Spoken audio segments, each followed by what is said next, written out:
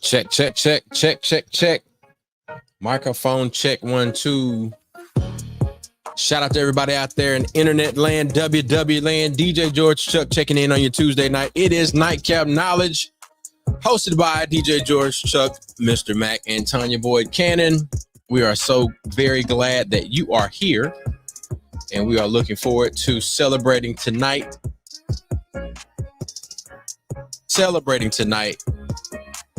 From civil rights to community, Hollis Watkins Muhammad's impact. I was looking for my shirt. Mac has his shirt on. I couldn't find my shirt, so I'm gonna have to make me another one tomorrow. But that's neither here nor there. We'll let y'all know where the link is for the shirt. But in the meantime, we got to pay some bills. Shout out to the 8th annual Mississippi Black Business Expo, presented by Higher Purpose, featuring the Ujamaa Market, the Shakula Food Court, and the Ujima Sessions, all going down at Tougaloo College. It's 11-11-23. Shop, learn, build. You can register your business, or you can sign up to shop. Shopping is totally free. If you want to register that business, it is Linktree/MS Black Pages. Or you can follow Mississippi Black Pages on all social media platforms at MS Black Pages.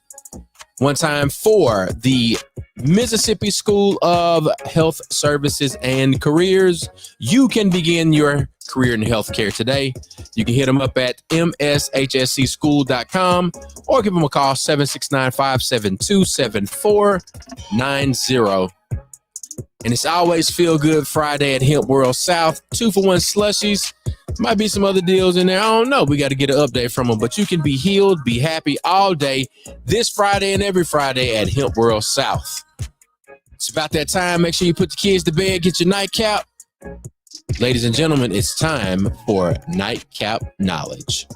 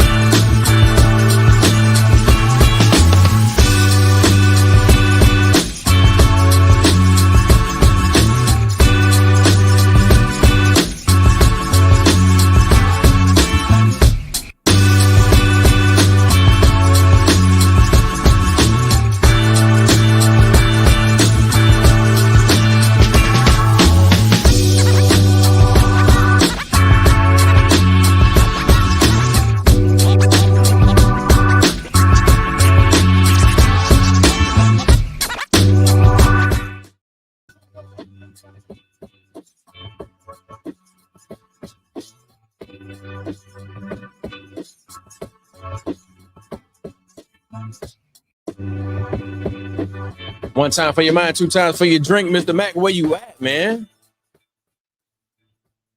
What's happening? Man, what I tell you, we've been rolling. We have been rolling, y'all. Man, it's been a lot. It has been a whole lot since the last time we got on this podcast. Yep. And just want to let everybody know that we are definitely at work with more work in the future. We Yeah. have created another large campaign to hit the ground for voter registration, voter engagement, That's my. also service and taking care of Tougaloo, Yeah. Tougaloo College, Take care of home, baby. and we have had one of our great leaders to transition, and now with the ancestors, and he is definitely in the advisors circle now, as we remember the teachings, um, and the trainings, and continue to do the work. So That's right. just remember, everybody's watched this show. This show is rated black and uncensored, real talk, real solutions, and we are going to tell people, we want to tell it like a TI is. We're going to make sure we get to the root, and we're going to stand for what's right if we're the only person standing. Come on. Do the work. Do the work. Got to make sure my shirt. This shirt was created by a nice gentleman from the coastal area, who graduated from this great black institution, and yeah, Look at great me. shirt. Look at me. Yeah, I don't know where his shirt at, but Look, I definitely think it's a I great look, shirt. I'm telling you, man, when I got home, I was like, man, I gotta find my shirt tonight. I gotta find my shirt. Gotta find my shirt. I went to the closet. I found Nat Turner. I found Every shirt, every shirt. I'm like, man, what my Mississippi Civil Rights Leader shirt at, man? I'm like, God, dog. This is Yeah, the perfect opportunity to wear the shirt, man. Like we gonna celebrate Bro Hollis tonight. And I'm like, man, gotta find my shirt. I'll find it when we get off. yeah. Um, so I guess we jump right into it, man. I'm taking it slow and easy today. Yeah. My drink choice for tonight. Big shout out to Dr. Carmen Walters for putting me on this Pinot Noir. Naomi Pinot Noir actually was one of her favorites. So yeah, I've been enjoying this. So that's what I'm sipping on tonight. Yeah. You know, this goes good with my taco spaghetti I had earlier. I had taco spaghetti as well, sir. I made it myself with the coaching of my wife. Well, my wife made the taco spaghetti, and I did the taste testing. Well, Look, look, we got if y'all like Mac shirt, yeah, if you like it, I am going to drop the link to that in the comments. And if you can, if you want to get one, you're most definitely welcome to do so. Um, it's it was my way because I see a lot of names on shirts, but I never right. saw this particular collective of names on shirt. And I mean, of course, we personally know Brother Hollis. We personally know Brother Giat. Of course, we know with the Tougaloo legacy, we are stewards over the Medgar Evers home, and then with the Young Women's Leadership Institute, we learned so much about Fannie Lou Hamer, and then Emma Sanders, and well, there's a whole I get a whole write up. I've tried to get my Tougaloo writing on. Um, as I learned in Mrs. Ainsworth class, you got to do your research.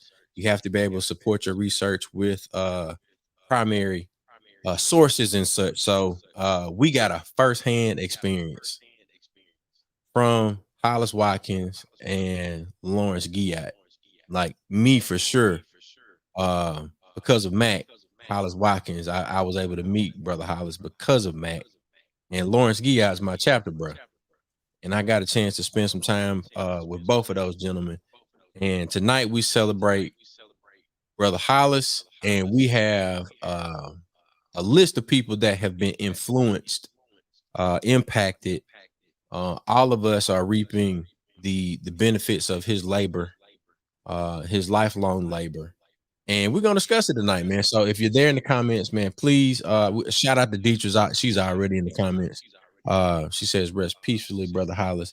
And we've got so many great people that are actually friends and co-conspirators of ours that we try to do the work and continue to work that folks like Brother Hollis started on our behalf before we was even thought about. Ain't So, even thought about. Matt, who we Yes, sir. interviewing first, bro? Who's backstage? I can't see. Oh, you can't see. All right, we got Rukia and the Keith backstage. So I guess we want to just give them some applause and bring them on, and when we can get Well, ourselves started. That's brother to keep the stamps.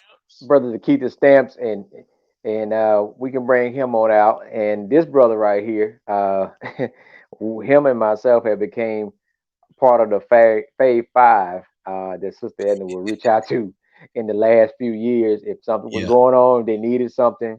yeah. But brother Stamps was given a charge from Brother Hollis Mm-hmm. to breathe life back into an organization that he felt strongly about, and we know Sister Rikia, um, man, she definitely continued to work. Tougaloo College, and the work that her father and Brother Hollis have done, we all benefit from.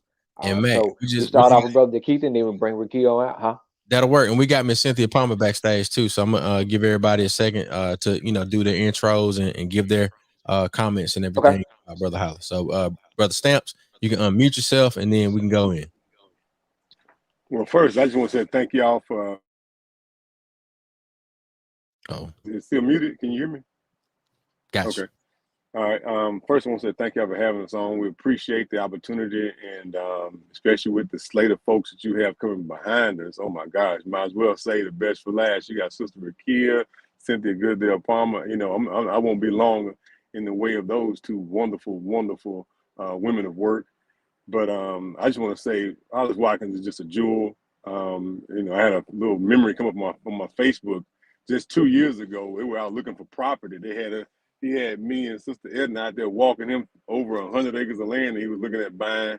And it's just amazing how fast things go for a turn. So that lets me know that we got to work and take care of ourselves as we go, because you never know when it could be us. So let's continue to work, continue doing what we're supposed to be doing, because the life and legacy of Hollis Watkins and all those others, they only are fulfilled through the work of ourselves. Let's continue to do what we're supposed to be doing, so that we can make them proud, so that we can make their life and legacy live on forever. But more importantly, so that we can possibly see the benchmarks and the goals attained that they dreamed of. So let's Mm-hmm. continue to make their dreams come true, and continue to carry their life and legacy on. He charged us with bringing a new life and higher platform to the Freedom Democratic Party. And so we took that charge, and we're working with all the folks across state and across the nation now who are participating with the Freedom Democratic Party, and we're going to continue to take that charge on forward and move it forward. So let's just make their wildest dreams come true in our lifetime. But most importantly, let's not drop the ball so that those dreams will become nightmares. I love y'all. God bless, and thank you very much for the opportunity to speak tonight. Most definitely, most definitely. Let's bring Miss Cynthia Palmer in. I see you back there. How you doing, Miss Palmer? Good evening, everybody. How's everybody doing? Awesome, awesome. Thank you for being here. How are you doing this evening? Thank you. It's a pretty emotional time. Yeah. Pretty emotional time. We've lost a tremendous presence, tremendous person in Hollis, and so it's been pretty emotional. I'm not an emotional person, Mm-hmm. but this one has really brought my emotions to the forefront. And I'm sure we all have just wonderful memories of Hollis. I remember when I first met him back in 2004, Mrs. Dorothy Stewart introduced me to the veterans of the Mississippi Civil Rights Movement as they were meeting and organizing and preparing for their first conference. I believe may have been the next year. She asked me if I would assist her in soliciting ads for their souvenir booklet. Mm-hmm. So as she brought me to a meeting, I take that back, of the veterans. And I had never heard of Hollis Watkins. I'd never heard of Owen Brooks. I'd never heard of Dave Dennis and those that were in that particular meeting. And so being associated with the veterans of the Civil Rights Movement from that time up until now. Again, we've lost quite a number of local people who've made a tremendous impact on our community and on our world. But again, Hollis has just been special to all of us. And so it's kind of hit a little hard. Yeah. And we've got people chiming in from all over the place. And some of them are, as you were back in the early 2000s, Ms. Palmer, becoming familiar with Brother Hollis. And I think what we can do is we can talk about some of his early work, some of his latter work. And I know, with having DeKeitha and of course, Mac on, Mac, how about we do this, man? How about you talk about your first time meeting Brother Hollis and how you came to know him, and then we're gonna get Rukia to come in. Now I can see her backstage. It's one of those situations where you've known someone so long and so many different memories, you don't remember meeting them. And I remember the story was connected where my cousin Khalil was in Taekwondo, and his brother Carl came with us to Atlanta to the conference, and we just met Carl. And Carl was like, "Hey, man, we go to these workshops and trainings every other so often in Jackson, man. Y'all should come, man. It's really good stuff." So Yeah, me and George and Preston was like, "Man, we would like to come to Jackson. We in Lexington. What else we got to do on the weekend, right? High school students. We like 16, 17 years old." yeah, And so we get it cleared, right? And then we get to come to Jackson, and we at Tougaloo College. We're like, "What is this? This is we never heard of Tougaloo, never heard anything about it." And we see this guy running around, and he was getting folks energized at the beginning. He made folks talk. We're like, "Oh man," we were like, "This guy gonna make us say something." He was looking for the people that were looking like they were trying to hide, yeah, and he was gonna make you talk. I was like, "Man." And then um he was gonna make us. I'm like, "I don't sing, I can't sing." He just made everybody participate and sing, and he talked about organizing, and then we kept, it was different, right? Seeing him, seeing the movement, seeing the energy, and engaging these songs, and um, seeing him talk about white folks while white folks was in the room. We was like, we've heard people talk about white folks. White folks ain't just ain't never usually there, and it's just like it was different to hear and what they were speaking, the more of the system um, versus the direct individual people. And that was our first encounter, because it was like, damn. And usually hear him talk about white folk, then you hear Mike, Mike Sayers right there. And then yeah. Mike said, "Yeah, white folks." We were like, so I guess he might be Italian. We was just like, we trying to figure this out. Now, And you talking about Mike with the ponytail from Southern Echo, right? Mike with the ponytail from Southern Echo that wore shorts in the winter. Yes, that Yeah. Mike. Oh, But it was uh that was our introduction to Brother Hollis. And then he found out, "Y'all from Holmes County." Oh, the Leroy folks. And he told us all the stories about Holmes County and mhm. organizing the farmers and the work he did in Mileston and the people he knew. And it was just like, how does this man know so much about our town, our county? And it just showed you the work and the work that he continued to do and that he put into us. But yeah, and actually, I'm trying to say that's when the first time it was closer to one of those trainings. Probably when the first time we saw Rukia, actually before we came to college. Yeah, Um, so everybody's connected. The majority of everybody's connected in some form of fashion um, to Brother Hollis in yeah. something that he laid, the foundation that he laid. So yeah, that was. But we got plenty of stories. Even Brother Hollis assisting us in playing a joke on somebody. It was, Well, yeah, that's a let's, whole different story. let's hold that one. Let's hold that one. And Yeah, I got a hold of it because that one is really funny. all right, there's Rukia. How you doing? All right, let's get that unmuted. Let's get unmuted. Hey everybody. Sorry, I forget. I'm like, oh snap. It's late for me. We understand. We understand. So look, thank you for being here. And we definitely want to give you a chance to give some remarks and share some of your favorite moments. And we've got folks that are in the comments that are seeking to learn more about, Brother Hollis, because this is their first time becoming familiar, because the entire world is looking and covering his transition. But we definitely want to give our Mississippi perspective, our story, because we were right here with him, and being able to walk alongside him in his latter years. But we want to get stories from folks who were able to see him early on, as you all were during those Southern Echo community organizer training days. And even like as early as like a couple of years ago, I mean, Brother Hollis has always been on the forefront. He has been one of our greatest motivators to continue the fight for human and civil rights. His undying, unwavering commitment to our communities, to creating self-determined communities that are well, communities that have the right to engage fully in the governing process. I mean, Brother Hollis, his love for our people was undeniable. And he shared it in so many ways. I mean, he shared it through his mentorship. He shared it by showing up.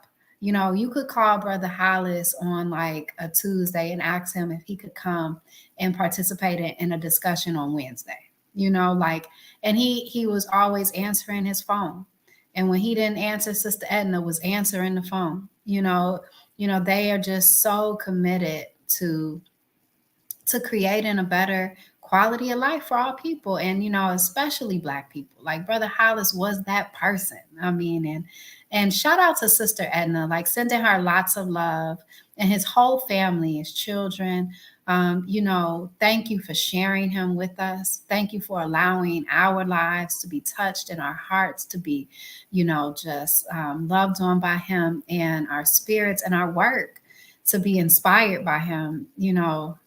I have so much just respect for Brother Hollis, and just truly try to, live that type of determined life that he lived, and that life that said, I'm going to get up and I'm going to go. If an event is happening, I'm going to be there because I need to be there to offer my voice, to support, the people that are doing it, or to add something to the conversation.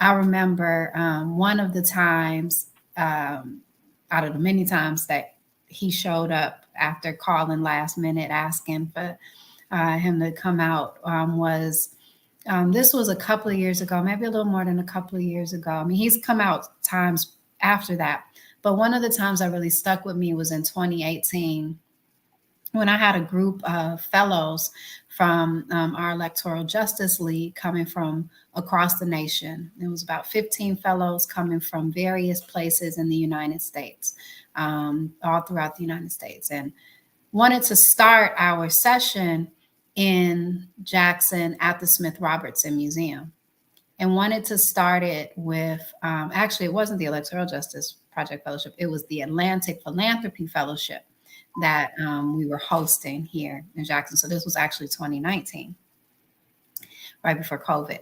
And he came, and we wanted to start the session with a circle conversation with elders who had been from Mississippi and had been and continue to be actively involved in the struggle for human and civil rights. And Brother Hollis and Mama Malika, Frankie Adams Johnson, y'all know Mama Malika, came and sat and talked for hours with over 20 of us. Mm-hmm. Had people in tears, telling his stories of sacrifice, of how when he was, a teenager, how he was in prison.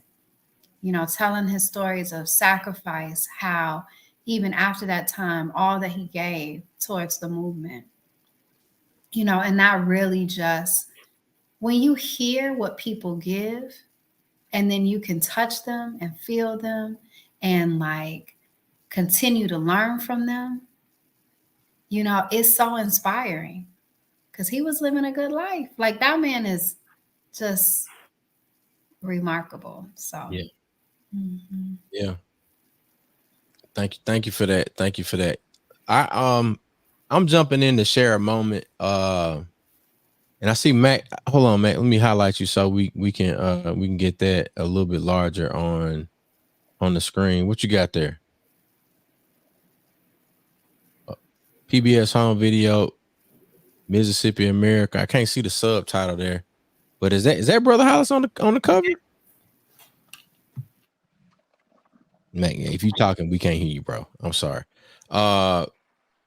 No, I was just highlighting. The film and seeing the who narrated it and everything.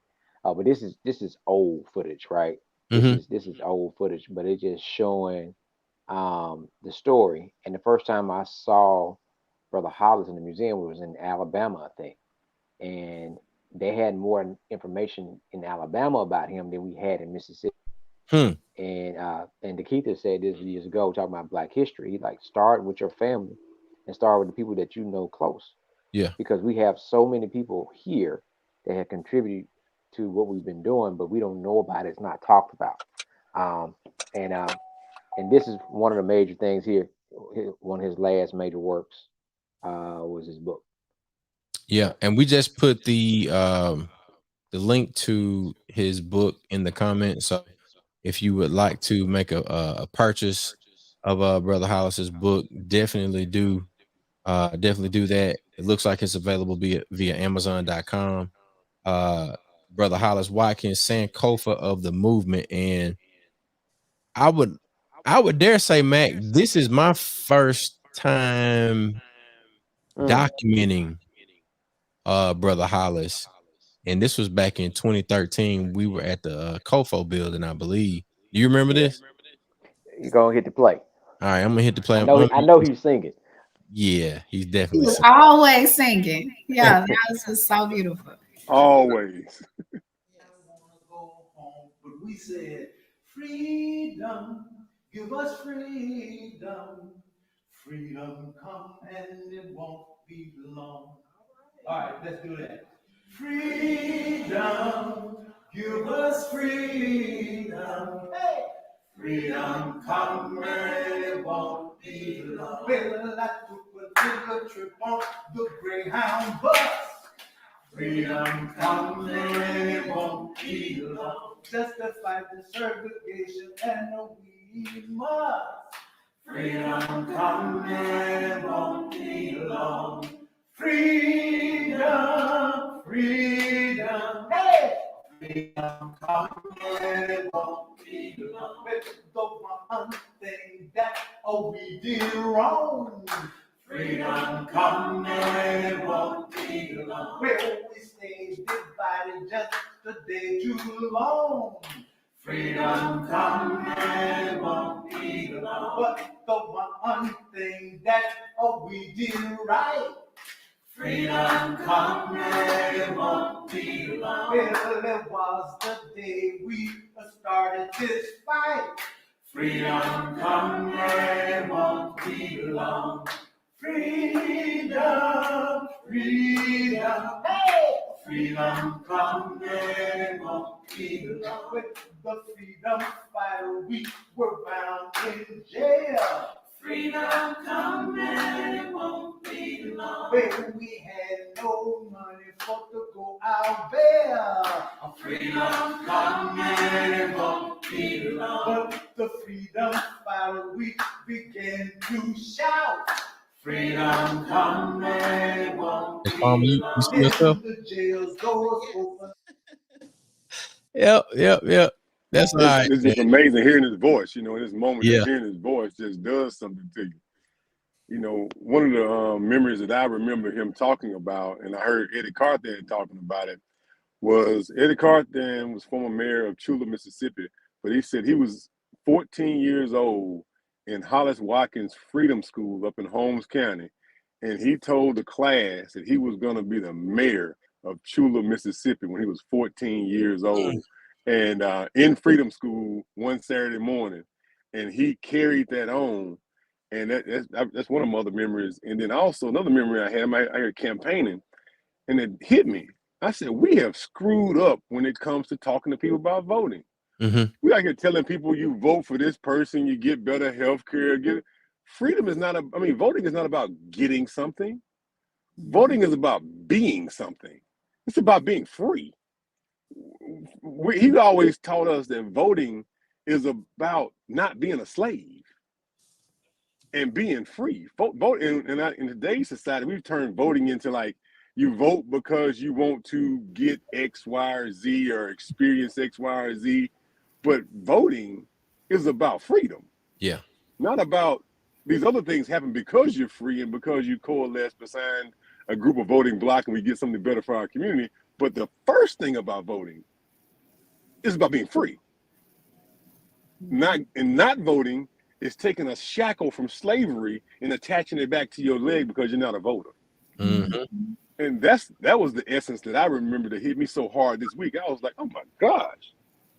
Yeah. You know, but that's one of the many things, but that's one of the biggest things. The two things that hit me this week was about Eddie Carthan, former mayor of Chula, first black mayor of Chula, and saying he was going to be the daggone mayor of Chula, Mississippi, and then the statement about voting. Those are two things that hit me real hard this week, thinking about Brother Hollis. Yeah. Yeah. Brother Hollis challenged that thought process that the electoral process wasn't revolutionary enough. He said it is one of the most revolutionary acts, you know, is to engage in the electoral process in that voting. Thank you. Yeah. Yeah. It's something to hear him sing this song and how they said, you know, they had no money to go to a bail. And as punishment, you put teens like 16, 17, 18-year-olds in prison in one cell for 55 days on death row to intimidate them about voting and educating folks to understand the power. And I tell everybody, ain't nobody ever fought over something that wasn't worth anything. But you wanted to scare. But Brother Hollis always taught the first fear you get over is the fear of death. So if you're not afraid to die for what you believe in, then that they lose that intimidation factor. They're not going to make you scared to do something that, well, what if they do this to me? What if they do that to me? And there's a ton of stories that Brother Hollis told us, but he came from that. You know, he was the youngest out of 12 children. He was the youngest, and most of those children were boys, and so you had to grow up pretty quick, and it was no babying, and it just talked about the fight and how folks didn't give up.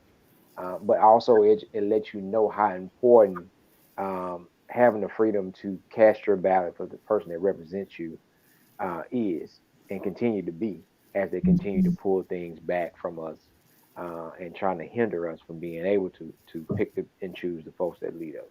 Yeah, yeah. You know, just thinking about you know, Brother Hollis in jail and just, you know, his commitment to the movement. You know, he started so early in life to begin to be a part of change. As a teenager, you know, you think about him attending and being a part of the NAACP youth meetings. He was right there under Medgar Evers. You know, you think about his, you know, meeting Bob Moses, you know, in the 60s and 61, and really them moving towards SNCC, the Student Nonviolent Coordinating Committee, and him, Brother Hollis, you know, joining SNCC and leading the voter registration organizing efforts in his home in Macomb, you know, and, you know, you just hear the stories of bravery, of courage, to exercise, as Brother DeKeitha said, our power through our vote. And so, you know, for folks who don't know, you know, he participated in the first sit-ins in Mississippi, one of the first sit-ins in Mississippi in Macomb, at the Woolworth's lunch counter, you know, in an attempt to gain integration. And because of that, he was jailed for 34 days. You know, Mac talked about him being jailed and being sent to Parchman Harshman Penitentiary, an 18,000-acre slave plantation, turned prison after Reconstruction. And he sat there in the worst, most deplorable conditions on death row. Didn't he sit on death row? Did I get that right? I mean, where else they gonna put people that's trying to get free? Right. As a teenager sitting on death row. You know, and then only a few days later or a few months later to be jailed again because he got out and he said, I'm gonna continue to protest, I'm gonna continue to rally, I'm gonna continue to fight. Yeah. You know, so I mean, that's courage, you know. That's courage. So just a remembrance of my joining the Veterans of the Mississippi Civil Rights Movement in 2006 as a part-time employee. I was asked to work along with Mr. Brooks as they began the oral history project of collecting oral histories from the veterans around the state and abroad. And when we would come back to the board meetings, you know, these veterans, they're very passionate. They're very opinionated. They have their own strong opinions. And so, you know, at some of the board meetings, I was not used to all of the strong opinions being expressed at the board meetings. And so one thing I can say about Hollis, he was the peacemaker. In that particular he really, you know, let people say what they had to say and vent and voice their strong opinions. But at the end of the day, Hollis would say, okay, brothers and sisters, now how can we move forward? And, you know, what's our game plan for moving forward? I do have that memory always of Hollis, you know, trying to be a peacemaker and trying to move us forward. And also he loved young people. You know, that's just obvious by the number of young people that if you look at y'all kind of pictures and videos, you'll always see that he was just surrounded by young people. And it was kind of weird because Hollis was an elderly gentleman, but then you'd see all of these young people just gravitate to Hollis because he was young at heart. You know, when sometimes when it's time for him to sing and he may be in the back of the room, you see him running up to the front, you know, with lots of energy. And so, you know, his love of young people, his love of inspiring young people to not that they were the future, not that they were the tomorrow's future, but they were today's future, and anything that he could impart his knowledge and pushing them to the forefront. That's what he was about. So it's and he's left a great legacy, and he's left a great number of young people. I'm looking at you all. I think I'm the senior member, you know, on this podcast. And I'm looking at Mac, and I'm looking at Rakia and Chuck, and Keith is the second is right under me in terms of age, but the product that Hollis has that what Hollis has put into you all, it's evident in the organizations that you all have started. You know, Mac, didn't you just have a sleep out the other night, or was it coming up? It's coming up in November. Yeah. Yeah, the sleep out coming up in November. Yes, And cold but months.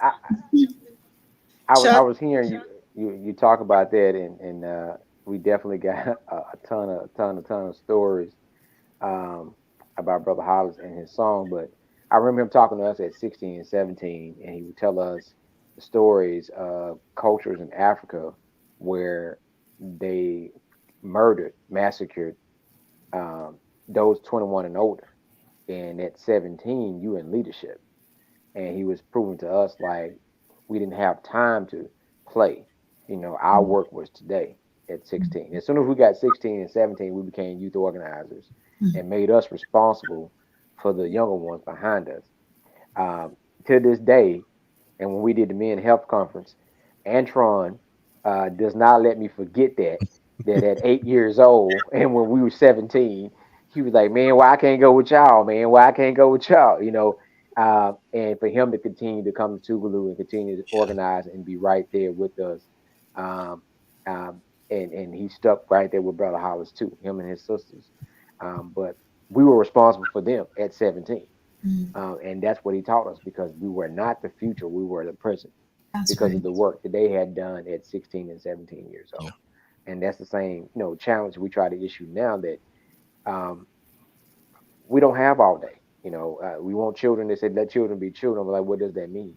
Mhm. Because at any given time, you are in charge of something. You are responsible for something, and teaching them responsibility. And they said build strong children. You won't have to fix broken adults. That's right. Um, so that's what he instilled in us, and we learned that you got to take things serious. You got to get the job done. We Before people started having these printers that put the manuals together, we were the printers that put the manuals together. We were the people that put the manuals together before every Southern Echo Yeah. training and conference. We did that, and that was part of it. There was no job too small, too big, That's, um, for organizing. So to keep this in, like you thinking, like something going across your head. Is anybody else in the back, Chuck? No, I don't see anybody else in the back, but we've got folks that are chiming in from the comments. We've got Timothy Brown, we've got Nick Lott. We even had another brother, Jamil Abdullah, Cynthia Newell, Deatrice Roberts, all folks from in there's some people that are out there, and they may be, tuning in to Black with No Chaser from the work that we did in DC this past week from CBC. But we got a lot of our Nightcap Knowledge folks that are on the Facebook page. Um, it's the thing that I hear from listening to you all tell these stories and how connected things are. Um, there are some people that would attempt to say that Mississippi isn't uh, as successful as it should be, but I'm looking at it like, man, there has been a lot of work done. mhm. There has been so many connections made, um, legacies that have strong foundation, and they're solid structures that have been able to be maintained even through sabotage. Mhm. Mhm. And the more resourceful we come to our problems now, meaning that we've seen the sabotage, we know some of the things to expect or suspect, and we have our own communications channels, our own communications protocols. We have the ability to not necessarily depend on the news to show up. We have our own news channels. We have these different networks that we can operate in. I think from Brother Hollis being, one of the youngest members of SNCC, Mhm. and him maintaining that youthfulness, and being able to inject youthfulness into everything that he was able to do, in his 82 years. Man, it's like we're almost there. Yeah. Even though, folks are like, this is one of the most important elections, and I know we hear that. It is a very important election, but I think now with folks like the Keith in office, we're not just looking 4 years down the road. We already 8, we 16, we 24 years. Like we're looking beyond the us's now, and we're like, all right, look, Jamie, McRae, Jackson, like we getting y'all ready to take things over. But you're like, I'm 5. Oh, Mhm. you ready? That's right. You ready? So I think if we continue to operate, if we take one lesson from Brother Hollis, and we continue to operate in the way that we're going to prepare, like Mac described, we're preparing the leaders of now for the role that they're ready to play right now, then we are continuing to do the work in the manner that Brother Hollis would have liked us to do so. Right. That's right. I mean, Brother Hollis was like Brother Hollis was not was like Brother Hollis was a coalition builder.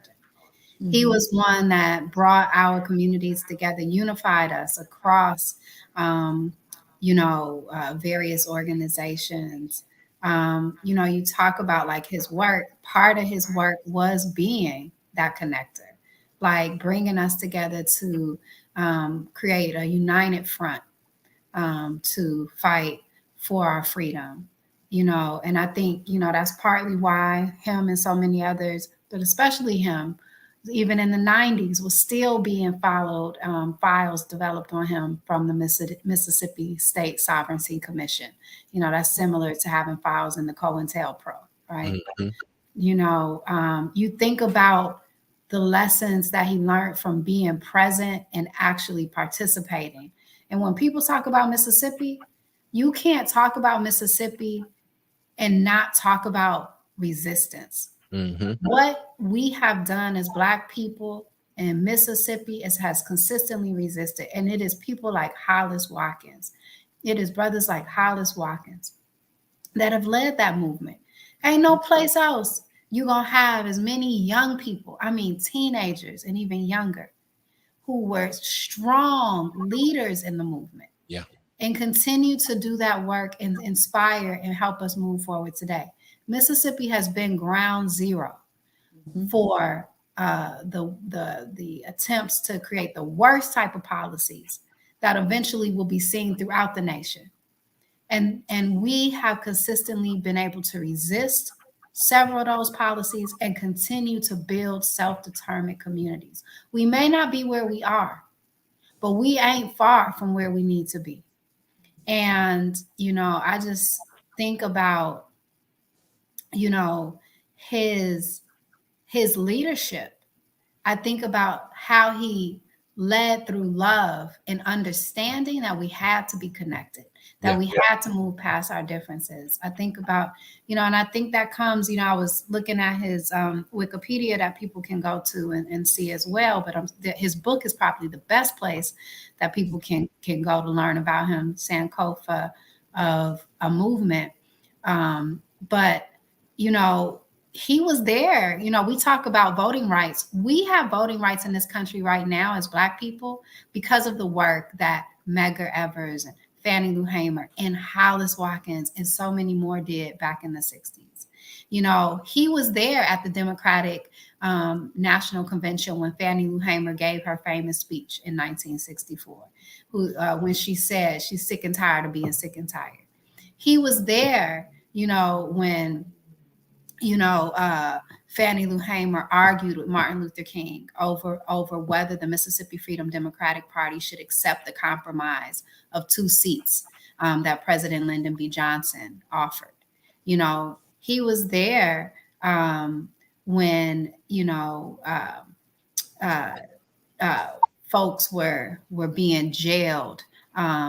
Even though he didn't think Freedom Summer was the right project, when it was decided by the majority of the organizers, he got on board because he was a leader that understood there was a time to follow and there was a time to lead. And he had the wisdom to know the difference, and that any great leader does that. And, and so he got on board and he was training folks in droves for Freedom Summer. And this is in his youth. So, I just think he was such a great example of what leadership should look like. And how leadership continues despite our age, our sickness. Like, we can still be making change and inspiring people to make change in this world. I'm sorry to talk so much about it, but No. You maybe just make a thought about something like Brother Hollis believe in the intergenerational model. That's youth and seniors being together, and everybody working together. And in 2021, Brother Hollis helped us start the new Freedom Summer Project. And that was something we took place at 911 Palmyra Street. He started a new foundation. That's the Hollis Watkins Muhammad Human Development Foundation. And our friend Venom, DJ Young Venom, was like, I was just so thankful to be there. And we went back in time and we used Black comic lead characters to help with reading. We used boxing to help with self-esteem and self-confidence. We had, like round circle conversation to talk about what's going on and get feelings and mental health. But he did the civic engagement part. And that's probably one of the last videos that we have of him working with youth and singing. Youth and people was his superpower. As long as he could be around youth and people, he had energy. And Sister Edna would just talk about like she had to bring him if he knew we were going to be there, even though they were mandated shelter in place. You see Average Sykes on the end, he had to be there, Yeah. and that was his superpower. He was always going to talk to the youth, always going to talk to the young folk, and ask them questions. And that picture for us, that picture right there means a lot for me and Chuck because he's wearing our my freedom, my vote. And we use that term freedom because Coach Coleman, another Tougaloo legend, gave Brother Hollis that name at Tougaloo. Even though they were the same age, Coach Coleman was Brother Hollis's coach. And freedom was the name that Coach Coleman gave Brother Hollis. And everything he did was about freedom. Look, I want to bring in some of the comments that folks are making. Jamil Abdullah says, being from Boston, Massachusetts, it's so interesting hearing how organizing was or is organic and a natural opposition to the status quo that does not serve the people. Living here in the academic center of the Northeast, it has been gentrified as a concept and become so academic and abstract. It's nice to hear the impact that the good brother had on the community and the way you all are taking time to honor him, not because of his accolades, because of his actual impact. That's what it's about. Like if it ain't about impact, man, we don't need more degrees. We don't need more one of these Tougaloo words I learned, pontification. We don't need no more of that, man. Like we need impact. We need people that have resource and don't mind lending their resource to make it a realistic and what is the smart thing? Specific, measurable, attainable, whatever smart is. Like that's how brother Hollis organized. Smart. Like you make it so simple that like, oh, I get that. Oh, that make a whole lot of sense. That makes a whole lot of sense. And then Deatrice Roberts, she said we need Nightcap Knowledge live and in person. Can we organize something so we can share this wisdom and knowledge with our current students? I think that's a good idea. We could do a live nightcap. I don't know. What you think, man? Let's do it. We need to make it happen, man. Like right now, and Chuck and everybody, even Sean Bell was telling me like, not to beat ourselves up, but we were working on trying to get some of the veterans together before Brother Hollis got to this state, so they could be able to talk to each other and share. And the last time was when I went by there in July and I gave him the shirt. And I guess my singing was so bad that after me and Sister Edna stopped singing, he started back to singing. I'm sorry. And it was just like I said, Sister Edna, we need to make it happen. And she said, well, don't wait too long. Yeah. And but then we got hit with triple digit. Well, we can't have nobody senior out in 165 degrees. But the memories and lessons were taught. And we just got to continue to work because it was all about people. You see, it's so many things that we say right now is what we would actually train. They trained us in Southern Echo. It was put community interest before self-interest, and there were steps about community organizing and what you look at, and it was a formula to everything. You're investigating, educating, negotiating, and demonstrating. It was everything it was a process. He had got it down to a T on how you handle a situation. And one of the things before I even started working in mental health, he taught us about maintaining your emotions. Because during the 60s, one of the things they try to play on you is your emotion, trying to get you to react to do certain things, and learning how to maintain and control your emotions through different situations to be able to think it through and to think clear. And he always took time to try to teach somebody something. That's one of his greatest things. But that was one of the last pictures there. Me giving him his shirt and him holding it up after we had just got finished. Me destroying one of his songs. That was not my gift from Brother Hollis. So I took on the other parts, but I left the singing to somebody else. Maybe Jamie could take that part. So beautiful. Where can we get that shirt, Mac? Chuck, We got the shirt, and what I think, Matt, what we can do, we got it on I Got It Made.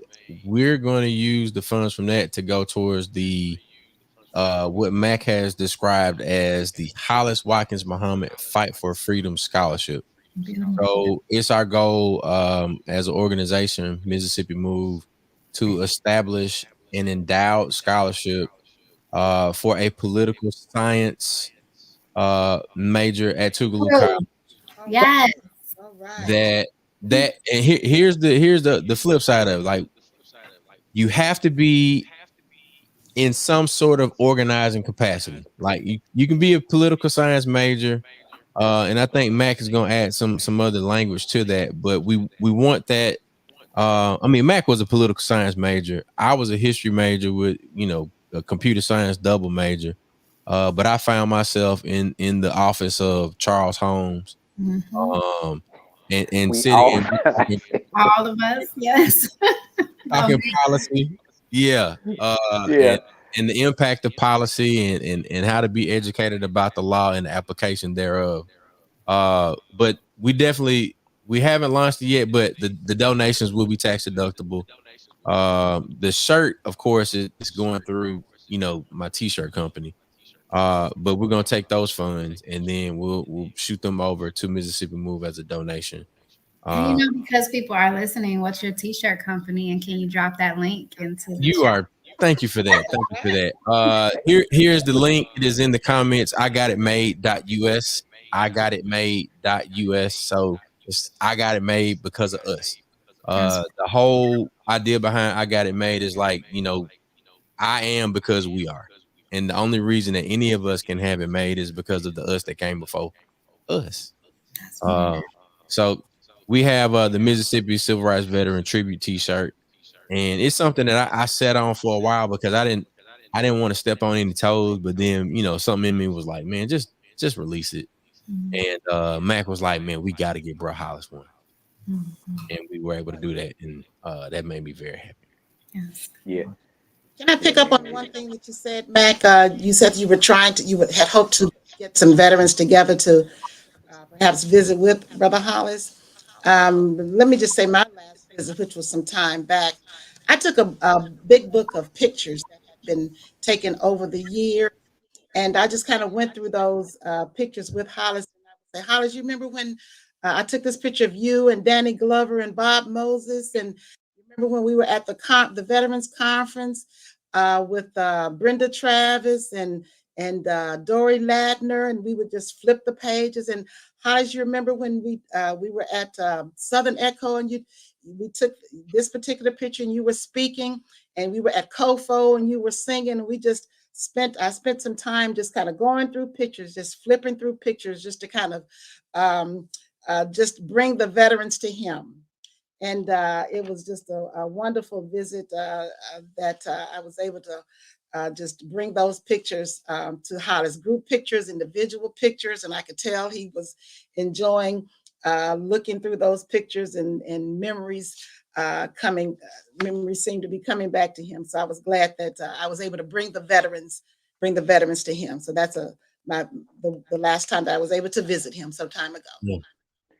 But one thing I left out was my daughter got a chance to participate in that first New Freedom Summer Project and got a chance to hear straight from the person that trained us. She was right there with him, and I think for me that means a lot because I took for granted the opportunity to meet Bob Moses and Senator Kirksey.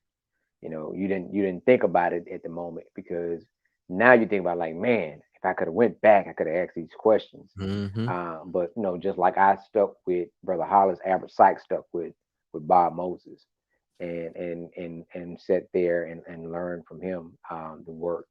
And that story by itself is funny how Brother Hollis got into the movement because he was kind of tricked by Bob Moses to get into the movement because I think he would think he was going to go see Dr. Martin Luther King, and he got there, and that's how he ended up getting involved.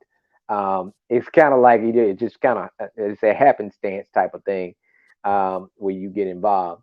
Um, Sort of like my first protest at Tougaloo, where I end up not supposed to be participating because in instructions of Brother Hollis said focus on school, and then some person was standing at Tougaloo cafeteria yelling like we need to go in the cars and go to this protest and calling no names, pointing no elbows. But we ended up at a protest. Yeah, we ended up at a protest. Um, and so yeah, it was just like, okay, it seemed like the thing to do. We had professors at Tougaloo that Oh, had that spirit, like Dr. Woods would say, okay, all right, well, everybody got a car, and class would stop, and you would go to that because Tougaloo is about social change and civic engagement. That's it's that's what it is, and it was all about that. No matter what your major was, you were like, well, I'm a Kinchlow kid. It don't matter, it don't matter. Come on, we're going to participate in this information. yeah. Um, I think what we got to do, Chuck, is continue to do the documentary, The Echoes of the South, and to get the stories from the other veterans, and then get them to share a quick story or something about Brother Hollis, and we highlight him still. Well, we got the Um, lady on here that can make all that happen. I, Right. She has all the archives. I know she got and got the numbers, but we got some people that we definitely that was waiting, and that we got to take advantage, and we know ain't but one person can narrate for us. That's a veteran. Who is that, Miss Cynthia? Oh, they calling her now. Oh, Frank Figures is the person I was thinking about. Oh, it's gonna be so good. Stay strong. Yeah. Yes. Yes. Yeah. Let me tell you about Oh, what there it is. He got the Frank, the Frank Figures voice. I How get you him to Let doing, me be Mr. tell you Figures? a little something. How you doing, Mr. Figures? Better than I deserve. better than I deserve. That joke is so cool. Look, Boy. God. He's so cool. But I gotta I, say, Cynthia and Palmer, you just shout out to you for all the work you do to keep the veterans of the civil rights movement alive and moving and keeping us all engaged and knowing what's going on. Just really appreciate you for all your work. Mm, Thank you. mm, They're a special group of people. I mean, I've tried to break away several times. You know, Yeah. I've tried to just break away several times, but once you're with, once you're just with this group of people, you just with them for life. I remember I got a call from one of the veterans who lived in D.C. and she wanted to know if I had a phone number of another veteran that lived in D.C. You know, so it's just they're just you all have met them. You've met a lot of the veterans, and they're just you just look at them and just wonder how are they still in their right minds after they share their stories with you. mm, Uh, Gone through. I don't think I could have gone through what they have gone through. mm, And again, I think of my mother, in 1968, the things that she's gone through. But listening to what Hollis has gone through, being on death row, and vicious attacks that he's endured, and still can come out and be positive, and you know, it's amazing. It's amazing. yeah. You just gotta love them. You just gotta love them. And I like the idea that of the echoes of the soul. You say, Yes, it's such a great idea. I love the title. that was part of his part for the civic engagement piece we did with Freedom Summer, the Hmm. new Freedom Summer project, where he would tell his stories and engage and educate folks. And the South is like a deep canyon. You continue to hear the voices, the support, the praises, the screams from our ancestors that have been through so much, and then they depended on us. We owe them. Um, that's a debt that we probably, we got generations that will be still paying that debt.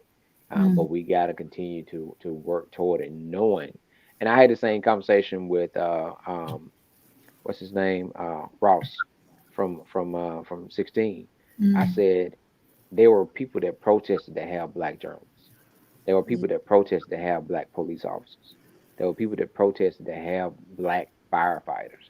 There were people that worked hard to have someone that's in the position we take now for granted, to have someone that looked like us, to have a black teller at the bank. You know, we fought for people fought for that. And now we take it for granted. They're like, oh, it's just all them people. They're always talking about this. No, if folks have not sacrificed to make sure that they can have a representation of somebody that look like them just to hang off the back of a garbage truck in their neighborhood, you know, Right. or to drive the truck, to be able, that's a promotion just to be able to drive the truck. And we got to keep reminding them of that. We got to keep pushing the narrative and keep telling our stories and sharing their stories and how we, when the work that we're going to do to keep it going. So tomorrow, with the work, we will be at Tougaloo College doing voter registration drive. Food sponsored by One Voice. PAI, Mississippi Move, going to sponsor some water. We're going to give it to the students. We're going to stay engaged because no matter how, and they stated, one of the top loves for Brother Hollis was always Tougaloo. Yeah. And in order for Tougaloo to continue to be at the forefront or to get to where it needs to be, we got to continue to pour back into Tougaloo in every capacity. And the most prized possession is the students. And making sure they understand that as an alumni, this is what you're supposed to do. You're supposed to come back and pour back into the other students and the folks that are there at Tougaloo College. So Your that's where we time, will be your at tomorrow. talent, and your treasure. That's right. There it is. And Said speaking of by treasure, okay. it's time to get to where the money resides. Look, we appreciate y'all for tuning in. We're celebrating the life, the legacy, and the ongoing work of Brother Hollis Watkins Muhammad. This has been Nightcap Knowledge, number 158. Shout out to Mac. Shout out to Rakia. Shout out to Keitha, Miss Cynthia. I'll talk I to you. love y'all and a damn thing y'all can do about it. And there it is. We'll see y'all next week. Nightcap Knowledge live every Tuesday, 9 p.m. Central, 10 p.m. Eastern. Make sure y'all tell somebody about it. Let's celebrate Brother Hollis this week. See y'all. Love you, Brother Hollis. What